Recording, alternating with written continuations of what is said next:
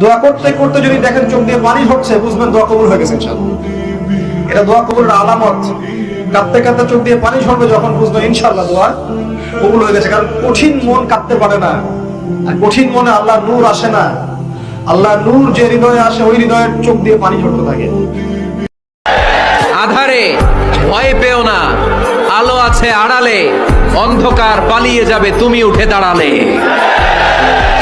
নিজেকে দাঁড়াতে হবে, নিজের সাথে নিজের শক্ত বোঝাপড়া করতে হবে।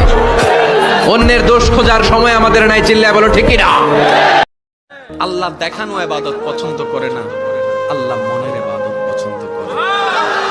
আল্লাহ কপালওয়ালা সিজদা পছন্দ করে না, আল্লাহ সেই সিজদা পছন্দ করে যে সিজদায় কপাল ঝুঁকার আগে বান্দার দিলটা রহমানের দরবারে ঝুঁকে যায়।